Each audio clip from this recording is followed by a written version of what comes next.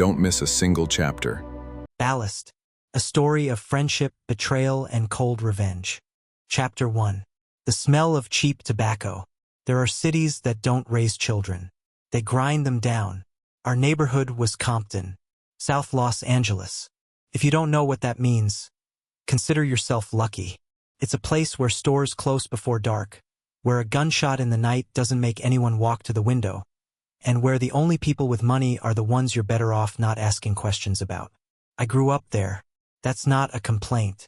It's a fact. I was 9 years old when I met Jake. He was standing behind the grocery store eating a loaf of bread with his bare hands, tearing off chunks and stuffing them in fast, like someone might take it away. I watched him from around the corner. He noticed me and didn't run. He just paused and held out a piece. I took it. We didn't speak for about 15 minutes. We just stood there and chewed. Then he asked, "You from Slayton Avenue?" "Yeah." "I'm from Peary Street. Name's Jake." "I know," I said. "Dion's crew was chasing you yesterday." "They chase me every day," Jake said calmly. "But yesterday I threw Dion's backpack in a puddle. Let them keep chasing." I laughed. He laughed. That's how it all started. Friendship in Compton isn't about shared interests. It's about survival. You're either alone, which means you're prey, or you're with someone, which means you have a chance. Jake was smart. I was solid. We fit each other like a lock and key. By 12, we knew every alley in the neighborhood, where to find food without getting caught, which streets to avoid so you wouldn't run into the wrong people, where to sleep when being home was unbearable. We weren't bad kids. We were kids who hadn't been given a choice. One night, we were around 13. We climbed on top of an abandoned warehouse at the edge of the neighborhood. Jake pulled out a cigarette, bent with a crushed filter, picked up off the ground somewhere. We smoked it in turns and stared at the lights of Los Angeles glowing in the distance. Out there, beyond the freeway, beyond an invisible line, was a different world. "You see those lights?" Jake said. "Yeah." "People out there never look at price tags. Never. They walk into a store and take whatever they want. You understand?" "I understand. We'll be there someday. Both of us." "You swear?" I looked at him, at his serious, thin face, at those lights far away. "I swear," I said. He reached out his hand. I shook it. We didn't know then that promises made on rooftops at 13 have a way of shattering against the very lights you're reaching for. Chapter 2. The machine we built. We both barely made it through school. Jake, because teachers didn't know what to do with him. He kept asking why this formula, why this date, how is any of this going to help me survive? But he understood people better than any psychologist. He could see what they wanted, what they were afraid of, which buttons to press. I wasn't like that, but I was reliable. If Jake came up with something, I made it happen. No extra words, no hesitation. He thought, I acted. At 18, he got into Cal State on a scholarship, barely scraping through. I went to work construction to help my mother pay rent. We saw each other less, but never lost touch. He'd call at night when another idea hit him, and ideas hit him constantly, one after another, talking fast, interrupting himself. I'd listen. Sometimes I didn't understand a word, but I listened. "Listen, I've figured out a system that can replace 3 departments in any company," he said one night at 2 in the morning. "Jake, I'm up at 5 for my shift. I'm serious. This is real gold. We need to do this together. I don't know how to code, but you know how to do everything else. That's enough." That was how our startup began. The next 4 years we worked like men possessed. Our studio, that's a generous word for it. A small room in Oakland, split between the 2 of us. 2 desks, 2 chairs, 1 beat-up space heater for the whole winter, and the smell of instant noodles baked permanently into the walls. Outside the window was a neighborhood not much better than Compton. But inside we had an idea, and an idea is worth more than any address. Jake wrote code through the nights, barely sleeping. I handled everything else, early client negotiations, legal questions I taught myself from articles on my phone, chasing investors in San Francisco and Silicon Valley who at first didn't want to spend 5 minutes with 2 guys who had no connections and no suits. Once I walked into a meeting with a major investor in the financial district. Serious man, expensive corner office with a view of the bay. He looked at me like I'd walked into the wrong building. "Son, are you sure you're in the right place?" "Absolutely," I said, and laid our projections on his desk. He read silently for 3 minutes, then looked at me differently. "Who put this together?" "I did." "Where did you study?" "On a construction site," I said. He laughed.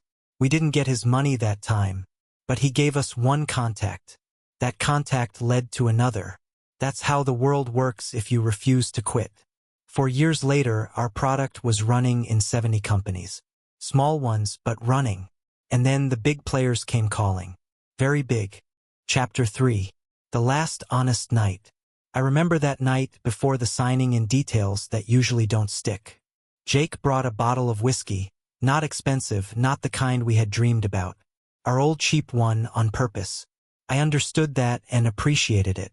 We sat on the roof of our small Oakland office. Already ours, even if it was tiny, and drank from plastic cups. The city hummed below. The lights of San Francisco glowed across the bay. "Tomorrow everything changes," Jake said. "It already has."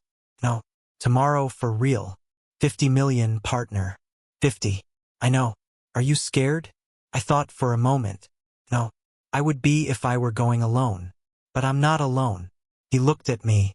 Something flashed in his eyes. Quickly, like a shadow crossing the ground. I didn't think anything of it. I should have. "To us," he said, raising his cup. "To never checking price tags again." I clinked my cup against his. I didn't know I was drinking to my own betrayal. There had been several papers that night. He said they were standard deal documents. I signed without reading. I was sitting on top of the world, next to my best friend, looking at the lights of San Francisco, believing in every word he said. That was my mistake. Not signing. Believing. There's a difference. Signing without reading is stupidity. Believing without question, that's love. And love, in the wrong hands, is the sharpest weapon there is. Chapter 4. The morning that smelled different. I didn't understand what was happening at first. The turnstile didn't read my badge. I figured it was a technical glitch. The security guard Tyler, the same one I'd given Lakers tickets to a month ago, was looking somewhere off to the side and saying he couldn't help. "Tyler, it's me. What's going on? Can't let you through without a valid pass." "Tyler, look at me." "Sorry, man." I called Jake. Once, twice, 3 times. On the 4th he picked up but said nothing. Just silence on the line, then briefly, "Wait by the entrance. I'll come out." He came out 20 minutes later. In a new suit, dark navy, perfectly fitted, clearly custom made. I had never seen him wear anything like it. He walked with steady, unhurried confidence, and only at the very last moment raised his eyes to meet mine, and immediately looked away. "What's happening?" I asked quietly. "We need to talk," he said, nodding toward the side. Away from cameras, away from the entrance. We walked around the corner. He pulled out an envelope and held it toward me, still not meeting my eyes. "What is this?" "Legal documents. Everything's explained inside." "Jake, you explain it to me." He finally looked at me, and in his expression was something I hadn't expected to see. Not shame, not guilt, exhaustion, like he had already grown tired of this conversation before it began. Investors ran background checks on all partners. Your past, Compton, the police record at 16, they're not willing to work with that. They need a clean face for the company. No risk. You're serious. It's business. "Jake, this is 10 years. This is our life." "There was only room for one in the boat," he said evenly. "I'm sorry." He turned and walked back toward the entrance. Tyler held the door open for him without looking up. Inside the envelope were documents stating that I had voluntarily, transferred all my shares, all patents, and all intellectual property rights. With my signature. I couldn't remember signing them. Then I remembered. That night on the roof. Standard deal documents, he had said. That evening my landlord called to say the lease had been terminated. An hour later I was standing on an Oakland street with one sports bag in a light drizzle. And on a massive screen on the neighboring building, his face was already playing on a loop. Smiling. Confident. With a headline beneath it. The lone genius who changed an industry. Lone genius. I stared at that screen for a long time. The rain got heavier. I didn't move. Then I turned and walked away. I didn't know where I was going yet. But I knew one thing. This was not the end of the story. Chapter 5. The Bottom and the Notebook. The next 3 years I lived in a way I wouldn't wish on anyone. The first months.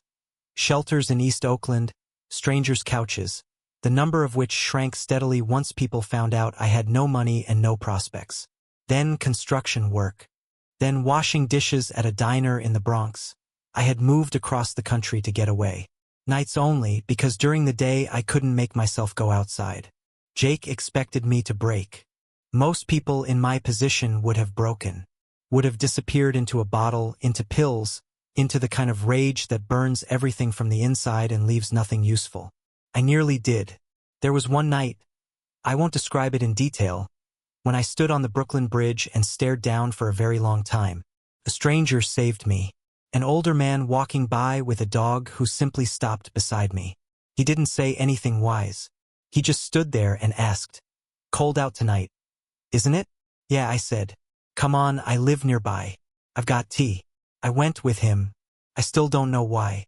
That night, sitting in a stranger's kitchen with a mug of tea, I made a decision. Not about revenge, not yet. About survival. First I had to survive. Everything else could come later. Hatred is a strange thing. Turned inward, it kills you. But aimed outward and kept cold, it becomes fuel. The cleanest and longest burning fuel there is. I bought a notebook. A plain school notebook, grid paper, the kind that costs almost nothing. And I started writing. Every interview Jake gave. I read them all, every single one. He gave them eagerly, more and more frequently. He loved talking about his journey. About growing up in Compton, that part was true. About building everything entirely on his own. That was a lie. Every purchase of his I could trace through public sources. A villa in Malibu. A penthouse in Manhattan. A yacht that Forbes wrote about. Every weakness in his company. And there were weaknesses because I knew that company better than anyone alive. I had built it. I knew every algorithm, every architectural flaw, every hidden entry point that Jake and I had built into the system deliberately, for emergencies in case the main access was ever compromised. Back doors. Our private secrets. He had forgotten about them. Or he decided I would never use them. That was his greatest mistake. He had started to believe his own legend. That he was a lone genius. That he had done it all himself. When a person begins to believe his own lies, he loses his caution. Stops looking over his shoulder. Stops being afraid. He should have been afraid. Over 3 years I recovered. Not financially, no. But inside. I could sleep again. I could think clearly and calmly again. I found a job at a small IT company in Austin. Quietly, keeping my head down. I saved. I learned. I waited. Patience is also a weapon. Perhaps the sharpest one of all. Chapter 6. 3 things he didn't have. I didn't rush.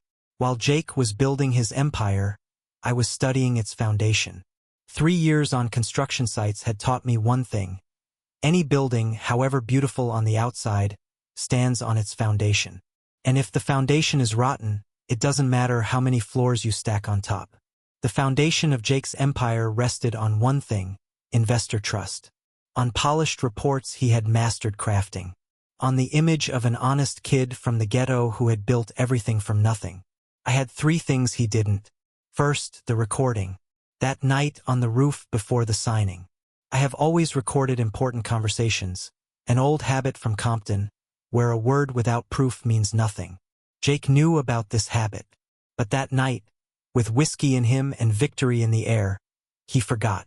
He talked a lot about how he had falsified financial reports for the early investors, about how he planned to take the company public using numbers that didn't quite match reality, and, most valuable of all, about how he had gotten rid of the Ballast gesturing toward me. All of it was on my phone. For 3 years I kept that file encrypted across 5 separate devices. Second, his system. Those same back doors he had forgotten. I wasn't planning to use them to steal or destroy anything. Only for one specific action at one specific moment. Third, timing. I was waiting for the most important day. The day when losing would hurt him the most. The IPO. The New York Stock Exchange. The day he had talked about in every interview for the past 6 months. The day of his triumph. Chapter 7. The day of reckoning. The morning of that day I woke at 5. I dressed slowly, made breakfast, eggs, coffee, toast. I wanted to remember every detail of this day, so I did everything deliberately, unhurried. I looked out the window. New York was already humming below, not knowing this day would be different. I took the old laptop, put on a baseball cap and glasses. A simple change of appearance, nothing complicated, and left the apartment. I took a seat at a cafe directly across from his glass tower in Midtown Manhattan. Ordered an Americano. Opened the laptop. Through the panoramic window, I could see the crowd gathering at the building's entrance below. Journalists, investors, cameras. A literal red carpet he hadn't held back. His face on an enormous banner across the building's facade. At 10 o'clock, he stepped to the podium. Dark navy suit. Even tan. Bright white smile. The confident gestures of a man who owns the world. He began to speak. About honesty. About innovation. About how real success can only be built on trust. I took a sip of coffee. I let him get halfway through his speech. Then I pressed enter. What happened next I watched simultaneously through the glass and on my laptop screen. First, one screen inside the building went dark and changed. Then a second. Then all of them at once. Then the smartphones of every investor registered in the event system. Then the exchange terminals. On every screen simultaneously, one recording appeared. Audio with a clear image of a night sky above an Oakland rooftop and 2 voices, his and mine. The quality wasn't perfect, but the words were absolutely clear. I heard his voice through the cafe speakers. The recording played at a volume impossible to ignore. He stood at the podium and listened to himself. Laughing. Drunk. Honest. About the falsified reports. About the IPO built on distorted data. About the ballast he had disposed of. I watched his face. There it was. What I had spent 3 years washing dishes in the Bronx for. Not money.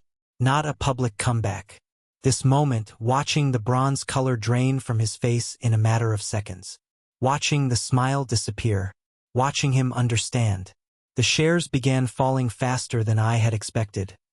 Markets are ruthless and instant. By the time the first police car pulled up to the building, he had already lost 1/3 of the company's value. While security scrambled to find the source of the broadcast, and they couldn't find it, I had made sure of that. I executed the final action. From his personal accounts, which I could access through that same back door, I transferred the funds. Not to myself. I didn't keep a single cent. The money went to 3 charitable foundations, shelters and schools in Compton. The neighborhood where he and I had grown up. Where we ate bread behind a grocery store. Where we made promises on a warehouse rooftop. Let at least some of his money go back to where we both came from. I closed the laptop. Finished my coffee. Left a tip. Walked out into the street without looking back. Chapter 8. After. Nobody found me. Not because I was a genius at hiding, but because nobody seriously goes looking for a man who hadn't legally existed for 3 years. A man who had been erased from every document. Ballast. Jake spent the following months in court. Criminal charges for investor fraud. Civil suits. Journalists who now wrote about his downfall just as eagerly as they had once written about his rise. I read about it sometimes. Without satisfaction, and that's the truth. The anger had long since burned out and turned into something else. Exhaustion, probably. Once, about a year after that day, I was walking past that store in Compton. The same one, where we had stood at 9 years old and shared a loaf of bread. The store had a different name now, but the alley was the same. I stopped, stood there for a moment, then walked on. Some debts can't be repaid with money. Some betrayals can't be forgiven. But you can learn to live with them if you ever look them in the eye and don't look away. My name doesn't matter. I am the ballast, and I'm still afloat. The truth is always hidden in the dark. Click the bell to stay with us.